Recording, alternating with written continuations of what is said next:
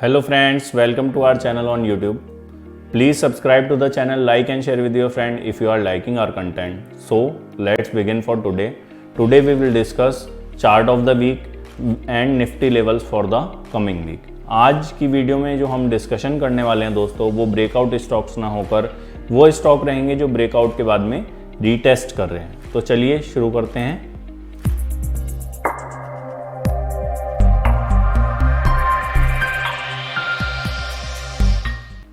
This is some traditional disclaimer on part of Moneybuzz team. Please read it carefully.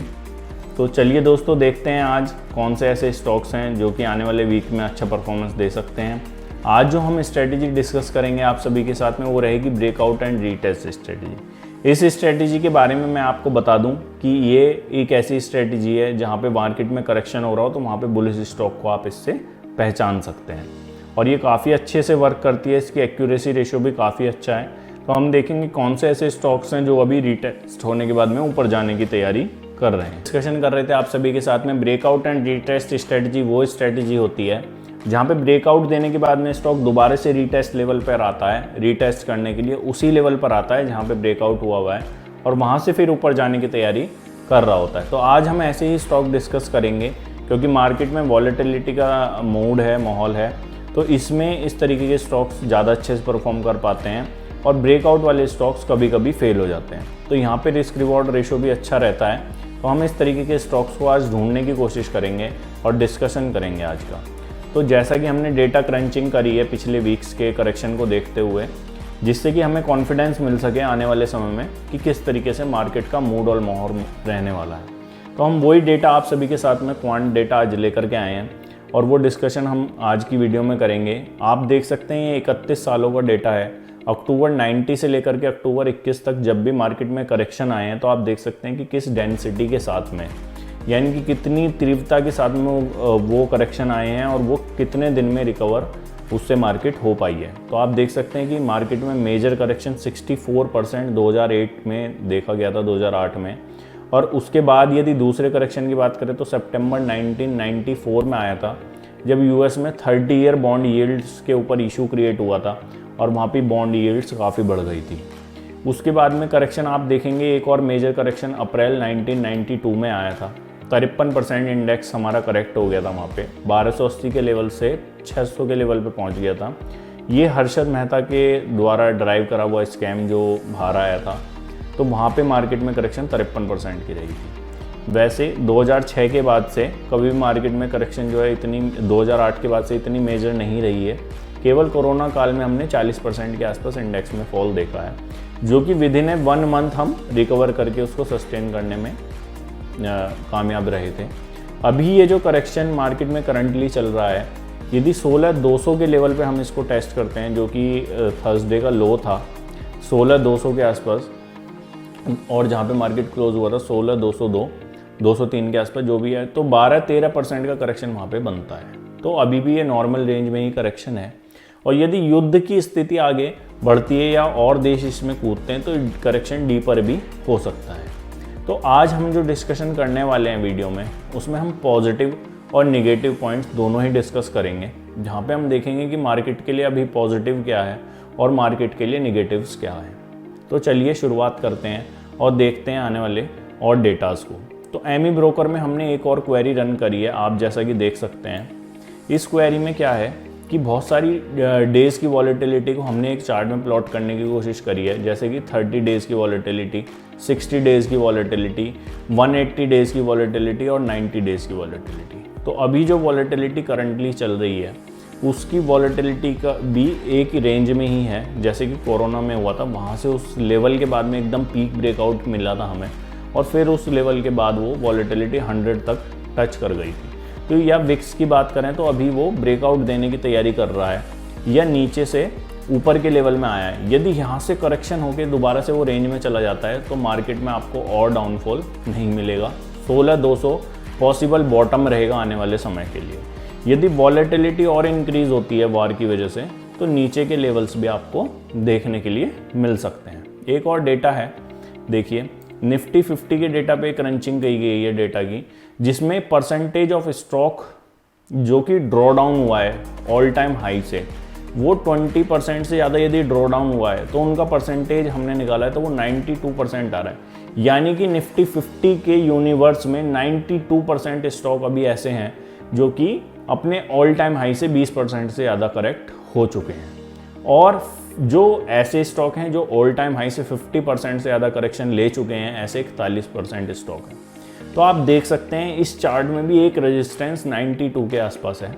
तो 16,200 भी जब market गया था, हमने उस दिन ठीक ठाक बाइंग करी थी अपने क्लाइंट्स के अकाउंट में और अपने अकाउंट्स में, ये देखते हुए कि हमें ये लग रहा था कि ऑल टाइम पॉसिबल ही ये यहाँ पे मार्केट का जो है वीकनेस रुक जाएगी और 15,900 के आसपास जो सपोर्ट है वो हमें काम कर जाएगा। क्योंकि हम जो भी ख़रीदारी मार्केट में करते हैं 3 से 4 साल, 5 साल, 6 साल के व्यूज़ के लिए करते हैं, व्यूज़ ले करके, तो हमें इतनी दिक्कत नहीं है। लेकिन यदि आप बहुत ही शॉर्ट टर्म के लिए पैसा मार्केट में लगा रहे हैं तो ये आपके लिए घबराने वाला समय है और घबरा करके आपको अपने इन्वेस्टमेंट डिसीजन को गलत नहीं लेना है। उसके लिए आप डेटा की क्रंचिंग करते रहिए और देखिए कि कितना डीपर करेक्शन हो सकता है, और वहाँ पर फिर स्टॉक जो रीटेस्ट हो रहे हैं या जो ब्रेकआउट दे रहे हैं वहाँ पे स्ट्रांगनेस दिखा रहे हैं, तो वहाँ पे आपको एक बैट करनी होगी। एक और डेटा देख लेते हैं। निफ्टी 50 का क्लोज जो है उस दिन का 16,247 है। तो यदि परसेंटेज ऑफ स्टॉक्स देखें जो 200 डे मूविंग एवरेज यानी कि EMA एक्सपोनेंशियल मूविंग एवरेज के ऊपर ट्रेड कर रहे हैं, ऐसे 35% स्टॉक हैं। जो 50 डे मूविंग एवरेज के ऊपर ट्रेड कर रहे हैं, ऐसे 9% स्टॉक हैं। और जो 10 डे मूविंग एवरेज के ऊपर ट्रेड कर रहे हैं, ऐसे केवल 3% स्टॉक्स हैं। तो इसके ऊपर भी हमने डेटा क्रंचिंग करी, तो इस चार्ट में भी एक सपोर्ट के आसपास हमें 35 के आसपास दिख रहा है, जो उस दिन 16,200 पे मार्केट जब थी या 16,300, 400, 500 इस रेंज में वो डेटा हमें दिख रहा है कि 30-35 के आसपास ये परसेंटेज सेटल होती हुई दिख रही है। तो इसीलिए मार्केट ने शार्प रिकवरी वहाँ से दिखाई है, क्योंकि बहुत सारे फंड मैनेजर्स ने उस दिन बाइंग करी है और वो बाइंग की वजह से मार्केट ऊपर आ गई है, क्योंकि वैल्यूएशन उस दिन अट्रैक्टिव हो गए थे। बहुत सारे स्टॉक 10-10% टूटे हुए थे जिनके फाइनेंशियल या EPS ऑलरेडी ग्रो हो चुके हैं। अभी चलते हैं वेबसाइट पर और भी बहुत सारा डेटा आज हम देखेंगे और डेटा के साथ वीडियो में बात करेंगे कि कैसे आने वाले समय में मार्केट रिएक्ट कर सकते। तो चलिए दोस्तों, शुरुआत करते हैं आज की वीडियो की और देखते हैं क्या डेटा हमने क्रंच करा है। तो हम हमारी वेबसाइट moneybuzzindia.com पर आ चुके हैं। अभी हमने फिलहाल निफ्टी का चार्ट डिस्कस कर लेते हैं। तो जैसा कि आप देख पा रहे हैं, निफ्टी का चार्ट ट्रेडिंग व्यू पर हमने खोल रखा है। डेली का ये चार्ट है, यानी एक एक कैंडल एक एक दिन के मूवमेंट को यहाँ पे प्रदर्शित कर रही है और हमने एक लाइन उस पर खींची हुई है जो कि 200 दिन के मूविंग एवरेज को वहाँ पर दिखा रही है। तो अभी आपने मार्केट ने दिन में देखा है कि 16,800 का एक सपोर्ट था, वो टूटा है और 200 दिन का मूविंग एवरेज भी वहीं कहीं था। और उसके बाद मार्केट ने एक शार्प फॉल 16,400 भी सस्टेन नहीं कर पाया मार्केट उस दिन, और 16,200 के आसपास का लो लगा करके 16,247 उस दिन मार्केट क्लोज हुआ था। उसके बाद में एक शार्प अप मूव आपने देखा, वो कुछ रिकवरी आई है और यहाँ पे मार्केट अभी 16,658 के आसपास बंद हुआ है। जैसा कि हम SGX निफ्टी को देख पा रहे हैं 16,900 के आसपास चल रही है। लेकिन अभी भी मार्केट में जब ये 200 दिन का मूविंग एवरेज टूटा है तो एक बड़ा इवेंट है नीचे की तरफ। तो हमें लगता है कि आने वाले समय में ये बहुत ज़्यादा इंपॉर्टेंट हो जाएगा मार्केट के लिए कि इस 200 दिन के मूविंग एवरेज के ऊपर क्लोजिंग ले, जब भी आप एग्रेसिव लॉन्ग किसी स्टॉक में या इंडेक्स में बना पाएंगे। आप पीछे भी इस डेटा को देख सकते हैं कि जब जब मार्केट में 200 दिन के मूविंग एवरेज टूटे हैं तो वहाँ पे किस तरीके का मूव मार्केट ने दिखाया। एक और देख सकते हैं आप, जब कोरोना में 200 दिन का मूविंग एवरेज 11,625 के आसपास आ रहा था, वहाँ से मार्केट टूटी थी, तो डीपर करेक्शन में हम 7,500 तक चले गए थे। और यहाँ पे आप देख सकते हैं कि किस तरह से 200 दिन का मूविंग एवरेज एक अच्छे चार्ट पर वर्क करता है, यानी कि इंडेक्स पर कितने अच्छे से काम कर रहा है। यहाँ पे आप देख सकते हैं कि 3 अगस्त 2020 को 200 दिन के मूविंग एवरेज से मार्केट भाग गई, फिर 24 सितंबर को ऊपर चली गई थी। उससे पहले भी आप देख सकते हैं यहाँ पे किस तरीके से सपोर्ट मार्केट ने लिया था यहाँ पे भी।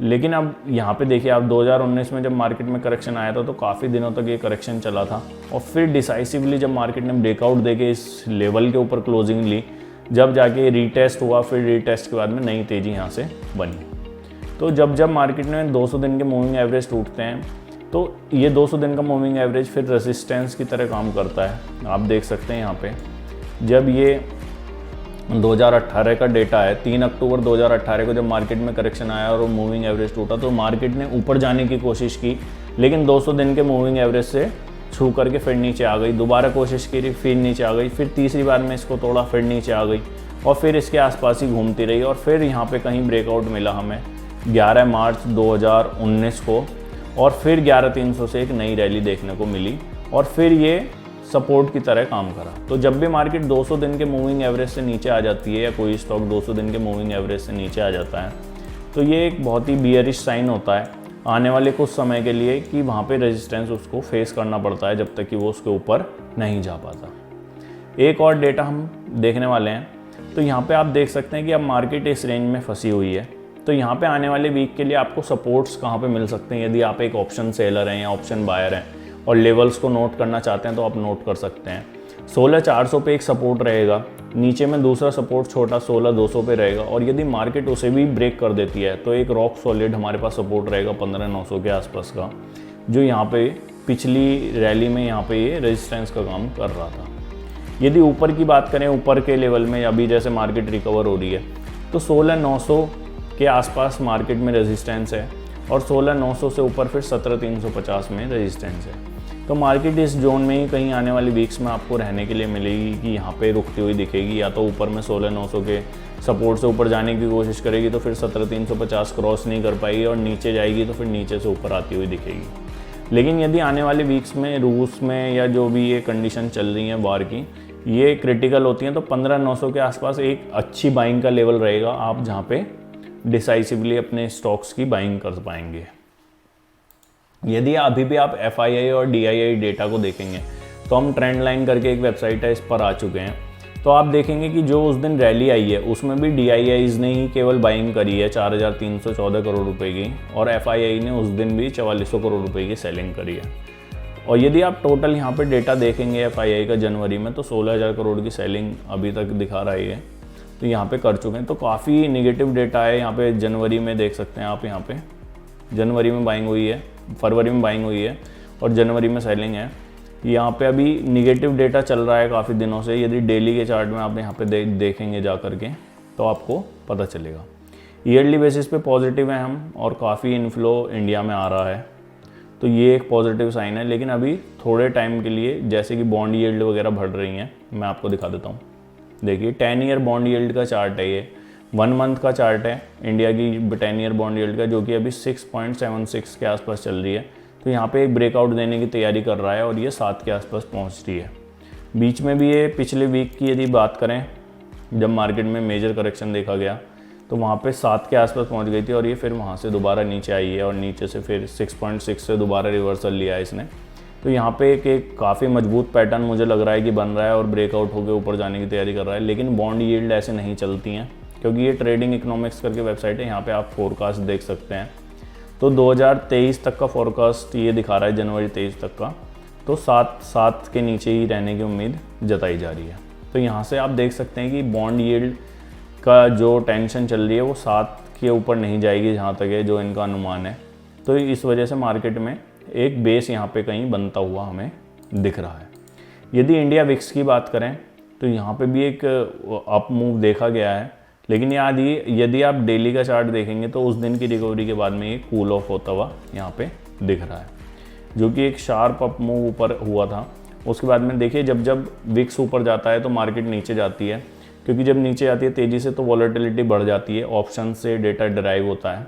तो यहाँ से आप देख सकते हैं कि जो अप मूव आया था वो फ्राइडे के दिन बाइंग के बाद थोड़ा सा शांत होता हुआ दिखा है। तो हो सकता है आने वाली वीक में यदि ये वॉर की सिचुएशन ख़त्म होती है तो विक्स थोड़ा सा कूल ऑफ होता है तो मार्केट ऊपर जाते हुए दिखेगी आपको। यदि वॉर की सिचुएशन दोबारा से बढ़ जाती है, क्योंकि अभी मार्केट क्या है, डेटा ड्रिवन ना चल करके न्यूज़ बेस्ड चल रही है, तो यहाँ पे अभी कोई भी डेटा आपके लिए काम नहीं करेगा। जैसे ही न्यूज़ आएगी डेटा उल्टा हो जाएगा पूरा, डेटा के अनुसार जो आपने प्रेडिक्शन करे होंगे वो चलेंगे नहीं। तो यहाँ से ब्रेकआउट दे करके ऊपर जा सकता है। तो विक्स में जो है ब्रेकआउट दिख रहा है चार्ट पर। अभी ये उस दिन थोड़ा सा फ्राइडे में कूल ऑफ हुआ है। अभी देखते हैं मंडे में कहाँ मार्केट खुलते हैं और किस तरह से रिएक्ट करता है। यदि ये ऊपर जाएगा तो आपको और डीपर करेक्शन मार्केट में आते हुए दिख सकता है। अब पॉजिटिव की बात करते हैं तो आप देख सकते हैं निफ्टी का डेटा है ये पीई का। तो निफ्टी की पीई अभी जो है 20 के आसपास आ चुकी है। 16,247 के करेक्शन के बाद में आप देख सकते हैं कि पी जो है 22 के आसपास आ चुकी, जो कि नॉर्मल पी की रेंज भी 25 से 26 के आसपास है, जो कि 2020 से आप इससे पुराना डेटा भी देख सकते हैं 2018 तक का। तो यहाँ पे एक अट्रैक्टिव वैल्यूएशन बनते हैं कहीं ना कहीं। इसीलिए क्या हुआ है, फ्राइडे के दिन में बहुत सारे स्टॉक्स में बाइंग हुई है DIIs म्यूचुअल फंड की तरफ से, जिससे कि मार्केट में एक अप मूव देखा गया है। यदि आप EPS की बात करें यहाँ पे, तो EPS का डेटा भी हम यहाँ पे देख लेते हैं। तो EPS अभी क्या है, 777 के आसपास मार्केट में चल रही है। तो यदि आप 10% भी अर्निंग्स में ग्रोथ देखते हैं अगले आने वाले एक साल में, निफ्टी 50 के स्टॉक्स की हम बात कर रहे हैं जो कि 777 के आसपास चल रही है, तो 777 से यदि हम 10% अप मूव देखते हैं तो 854 आता है, और उसके PE के मल्टीपल से गुणा करेंगे यदि आप 20 से, तो 17,080 के लेवल्स निफ्टी के आते हैं। तो आने वाले यदि 10% का अप मूव भी रहता है तो मार्केट में 17,080 के आसपास वो टॉप बन जाता है। तो आने वाले जैसा कि हमने ऑलरेडी इस साल की शुरुआत में डिस्कस करा था कि मार्केट में इस साल पॉजिटिव रिटर्न नहीं मिलने की ज़्यादा उम्मीद नहीं है। -5% टू +5% हम एक्सपेक्ट कर रहे हैं कि मार्केट में 2021-22 में, मतलब कि 2022 जनवरी में से दिसंबर तक जो रिटर्न मिलेगा वो -5 से +5 की रेंज में रह सकता है। तो वही हमें लग रहा है कि मार्केट 17,100 के 200 के आसपास कहीं सेटल हो सकती है आने वाले वीक्स में, यदि वार की सिचुएशन ख़त्म भी होती है तो ये एक और डेटा था। यदि आप यहाँ पे पेबैक पीरियड या डिविडेंड भी डाल करके देख सकते हैं ट्रेंड लाइन पे, काफ़ी इंटरेस्टिंग डेटा आपको देखने के लिए मिलेगा, और आप देख पाएंगे कि किस तरह से अर्निंग्स कंपनी की ग्रो हो रही हैं, और वो सपोर्ट कर रही हैं धीरे धीरे मार्केट में कि एक नया बेस 16,800 या यहाँ पे कहीं बन सकता है, 16,000 से 17,000 की रेंज में। तो मार्केट में बहुत ज़्यादा डीपर करेक्शन की उम्मीद नहीं लग रही है अर्निंग के हिसाब से। यदि वार होती है तो 15,900 हम एक बार दोबारा से टच कर सकते हैं, वहाँ पे फिर वैल्यूएशन अट्रैक्टिव हो जाएंगे, जैसे कि उस दिन हमने देखा है 16,200 के डेटा पे, और दोबारा से वहाँ पे कुछ बाइंग इमर्ज हो सकती है। तो ये था डेटा कुछ इंडेक्स का जो कि हमें आपके साथ डिस्कस करना था, और जिससे कि आप एक व्यू बना पाएँ आने वाले समय में कि मार्केट का रीजनेबली लेवल क्या बनता है, और कहाँ पे जाके मार्केट में एक बाइंग क्रिएट हो सकती है, और कहाँ पे जाके मार्केट में एक सेलिंग दोबारा से क्रिएट हो सकती है, या किस लेवल के ऊपर जाके वॉलेटिलिटी दोबारा से बढ़ सकती है, और वॉलेटिलिटी बढ़ती है तो आपको नीचे के लेवल्स क्या देखने के लिए मिलेंगे। तो hope you have clear the view on Nifty. Now we will discuss the chart of stocks. तो चलिए शुरू करते हैं। सबसे पहले स्टॉक डिस्कस करते हैं जहाँ पे रीटेस्ट हुआ है, हमारा रिकमेंड करा हुआ स्टॉक है ऑलरेडी, उसमें हमारी और हमारे क्लाइंट्स की पोजीशन हो सकती हैं। तो सबसे पहला स्टॉक है दीपक फर्टिलाइज़र, जो कि हमने पहले भी स्टॉक ऑफ द वीक या चार्ट ऑफ द वीक आप कहें तो वहाँ पे वीडियो में डिस्कस करा था, जहाँ पे इसका ब्रेकआउट का लेवल 470 के आसपास था। 470 पे जैसे ही इसने ब्रेकआउट दिया और रीटेस्ट हुआ, ये 660 के लेवल्स को टच कर आया था, और अभी लास्ट वीक में क्या हुआ है, इसमें करेक्शन आई थी और दोबारा से उस लेवल के आसपास एक बेस, मजबूत बेस बनते हुए हमें यहाँ पे दिख रहा है 509 के आसपास। अभी 540 स्टॉक चल रहा है। तो आप इस स्टॉक में दोबारा से, इस तरीके के स्टॉक्स में क्या है, आपकी डाउन साइड बहुत ही ज़्यादा कम है।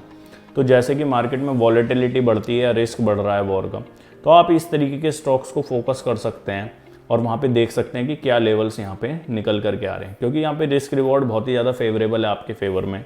केवल 30 रुपये 40 रुपये का स्टॉप लॉस लेकर के आप पूरी 200-250 रुपये तक की अप मूव यहाँ पे ले सकते हैं।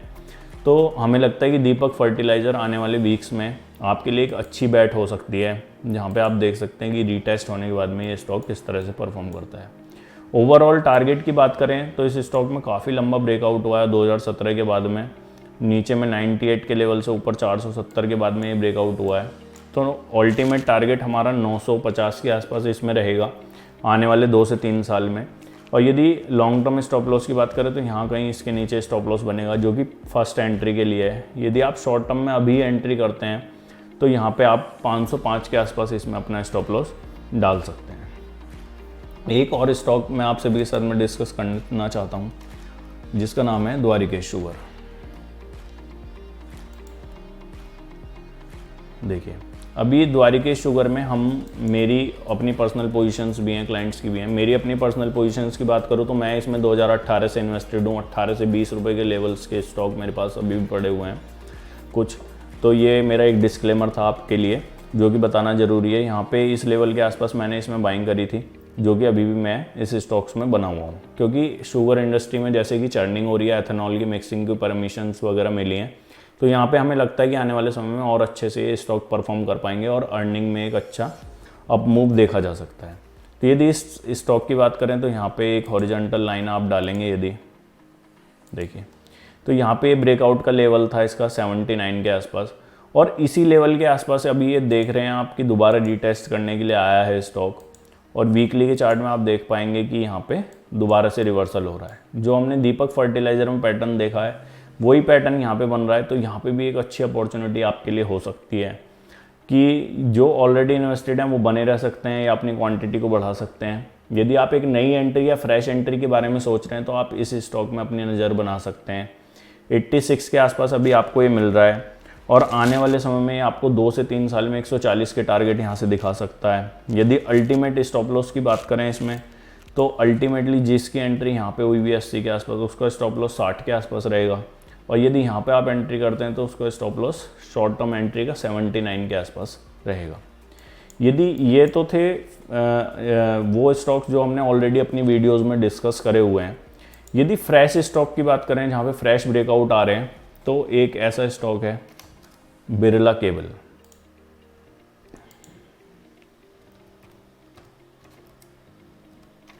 देखिए इसका हम डीप एनालिसिस करेंगे, यहाँ पे हम चार्ट भी देखेंगे। देखिए अभी किस तरीके का, यदि आप डेली में देखेंगे किस तरीके का अप मूव चार्ट ने दिखाया। पहले एक बुलिश उसमें चल रहा था, ये पीछे मार्केट में करेक्शन आया तो 133 से 110 केवल 20 रुपये करेक्ट हुआ है और वहाँ से दोबारा से उठ के ऊपर जा रहा है। इसका इंटरेस्टिंग क्या है, यदि आप इंटरेस्टिंग चीज़ इसमें ढूंढना चाहेंगे तो आप वीकली और मंथली के चार्ट में इस चीज़ को देख पाएंगे। देखिए मंथली के चार्ट में आप देख पाएंगे कि यहाँ पे एक ब्रेकआउट आ रहा है जो कि एक अप मूव को दिखा रहा है कि आने वाले समय में ये स्टॉक अच्छा परफॉर्म कर सकता है। और चार्ट पे अब रेजिस्टेंस भी यहाँ पे कोई बचा नहीं है और अगला रेजिस्टेंस 160-66 के आसपास है। यदि ये इसे भी क्रॉस करता है तो 52 वीक हाई अपने जो भी इसके यहाँ 2018 के हाईज हैं उसके आसपास स्टॉक चला जाएगा 226 और वहाँ से फिर एक और ऊपर की रैली शुरू हो जाएगी। तो यहाँ पे आप देख सकते हैं 136 के आसपास इस स्टॉक में हमें लगता है बिरला केबल में एक अच्छी अप मूव यहाँ से देखने को मिल सकती है। और 136 के आसपास आप एंट्री करते हैं तो यहाँ पे कहीं 90 के आसपास अपना स्टॉप लॉस लगा के आने वाले 2 से 3 साल के लिए इसको राइड कर सकते हैं। अभी इसके हम एक बार यहाँ से जाकर के ट्रेडिंग टूल से जाकर के हम इसके फाइनेंशियल भी चेक कर लेंगे कि किस तरह से कंपनी ग्रो हो रही है। देखिए कई बार क्या होता है, लोग मुझसे पूछते हैं कि किस तरीके के स्टॉक में इन्वेस्ट करना चाहिए जो कि फ्रंट लाइनर हैं या कुछ जो मार्केट में चल रहे हैं। तो अपने ट्रेडिंग के स्टॉक अलग रखिए और इन्वेस्टिंग के अलग रखिए। ट्रेडिंग के स्टॉक वो स्टॉक होते हैं जिसमें आपका कोई मेजर इन्वेस्टमेंट नहीं होता और वहाँ पे आप शॉर्ट टर्म के लिए थोड़े बहुत इन्वेस्टमेंट के साथ पोजीशन बनाते हैं और एक स्ट्रिक्ट स्टॉप लॉस के साथ उसको कैरी करते हैं। वहाँ पे क्या दिक्कत आती है कि कई बार क्या होता है कि ट्रेडिंग के स्टॉक को आप इन्वेस्टमेंट का स्टॉक बना देते हैं और उसके लॉस को आप कैरी कर लेते हैं, तो वहाँ पे बहुत दिक्कत आती है। तो आपको वैल्यूएशंस वगैरह देख करके कंपनी के जब भी उसको आगे कैरी करना होगा। जैसे कि बहुत सारे स्टॉक हैं आप देख सकते हैं। देखिए एक मैं दिखाता हूँ आपको, दीपक नाइट्रेट करके स्टॉक है। ये काफ़ी मार्केट में चलता है, ट्रेडिंग के लिए यूज़ करते हैं लोग। इसका आप मार्केट कैपिटलाइजेशन देखिए 27,000 करोड़ के आसपास कंपनी का मार्केट कैपिटलाइजेशन है। और यदि आप इसकी सेल्स देखेंगे तो 7,000 करोड़ है। मार्केट का कैपिटलाइजेशन 27,000 करोड़ है और सेल्स 7,000 करोड़ है, जिसमें से प्रॉफिट देखेंगे अभी तो नेट प्रॉफिट 1,000 करोड़ है। यानी कि आप यदि ईयरली प्रॉफिट भी देखेंगे 800 जो पिछली बार थे, और मैं कह रहा हूँ 1000 की जगह 1200 भी आप उसको एक्सपेक्ट करते हैं, तो मार्केट कैपिटलाइजेशन को बीट करने के लिए भी आपको कितने दिन लग जाएंगे, कितने साल लग जाएंगे इस कंपनी को उस मार्केट कैपिटलाइजेशन को जस्टिफाई करने के लिए, वो आप कैलकुलेट करें एक बार। और इस तरीके के स्टॉक देखें जो मार्केट कैपिटलाइजेशन और सेल्स वगैरह उनकी मैच होती हो। तो देखिए बिरला केबल्स के लिए हम ये सब चेक करते हैं। बिरला केबल का भी मार्केट कैपिटलाइजेशन 408 करोड़ रुपए है और कंपनी का यदि पीएनएल आप चेक करेंगे तो 492 करोड़ रुपए सेल है। देखिए कितना बड़ा डिफरेंस है यहाँ पे, 500 करोड़ रुपए सेल है कंपनी की, 408 करोड़ की वैल्यूएशन आपको मिल रही है। 17 करोड़ रुपए करीब प्रॉफिट है, तो 20 करोड़ रुपए के करीब यहाँ पे प्रॉफिट आप राउंड ऑफ में मान सकते हैं। 20 करोड़ की वैल्यूएशन आप 20 करोड़ के प्रॉफिट्स आप कैलकुलेट कर सकते हैं। यदि आप ग्रोथ देखेंगे रेवेन्यू में तो यहाँ पे आप ग्रोथ कैलकुलेट कर पाएंगे कि 203 यहाँ पे मार्च 19 में 500 करोड़ रुपए करीब रेवेन्यू थे, जो कि अभी एक क्वार्टर बच रहा है, उससे पहले यहाँ पे बीट होते हुए दिख रहे हैं। यदि आप यहाँ पे बोरोइंग्स की बात करें तो बोरोइंग्स भी अब आप चेक कर सकते हैं। 76 करोड़ रुपए के आसपास यहाँ पे बोरोइंग है और रिजर्व सरप्लस 144 करोड़ है। तो बैलेंस शीट ठीक ठाक दिख रही है यहाँ पे। और यदि शेयर होल्डर पैटर्न की बात करें तो यहाँ पे 66% के आसपास प्रोमोटर शेयर होल्डिंग है, यानी कि स्किन इन द गेम काफ़ी है। तो यहाँ पे एक अच्छी कंपनी हो सकती है। बिरला केबल की आप वेबसाइट चेक कर सकते हैं फर्दर डिटेल्स के लिए कि क्या कंपनी कर रही है। देखिए बिरला केबल लिमिटेड इस कंपनी का नाम है। फर्दर डिटेल के लिए आप यहाँ पे जा सकते हैं प्रोडक्ट कैटलॉग वगैरह में। एम पे बिरला ग्रुप की कंपनी है कि क्या कंपनी बनाती है और क्या कर रही है, ये कहाँ से इन्हें रेवेन्यू आ रहे हैं, किस तरीके की कंपनी ग्रोथ एक्सपेक्ट कर रही है। और स्टॉक एज पे जाकर एक बार प्रोमोटर शेयर होल्डिंग प्लेज के बारे में भी आप चेक कर लीजिए, जिससे कि आपको पता चल पाए कि कहीं प्रमोटर शेयर होल्डिंग प्लेज तो नहीं है। देखिए 6% के आसपास प्रमोटर शेयर होल्डिंग प्लेज है, 66% है टोटल, इतना कोई मेजर पार्ट नहीं है। तो यहाँ पे आप देख सकते हैं किस तरीके की केबल कंपनी बना रही है। ऑप्टिक फाइबर से शायद मुझे लगता है कि आने वाले समय में जो तेज़ी बन रही है या गवर्नमेंट के नए प्रोजेक्ट आ रहे हैं BBNL और नोफन के थ्रू, तो उसकी वजह से कंपनी में नई तेज़ी बन रही है। और ये ऑप्टिकल फाइबर के क्षेत्र में बढ़िया काम कर रही है कंपनी, तो इसलिए इस स्टॉक में तेज़ी बनती हुई दिख रही है। तो आप इस स्टॉक को अपने रडार में रख सकते हैं। ये कोई बाइंग और सेलिंग रिकमेंडेशन नहीं है, हम केवल आपके साथ में चार्ट डिस्कस करते हैं, उसके फाइनेंशियल डिस्कस करते हैं और आप वहाँ पे अपना एक इन्वेस्टमेंट डिसीजन बना सकते हैं। फर्दर डिटेल के लिए आप हमारी वेबसाइट moneybuzzindia.com को चेक कर सकते हैं। Thanks for watching us, thank you.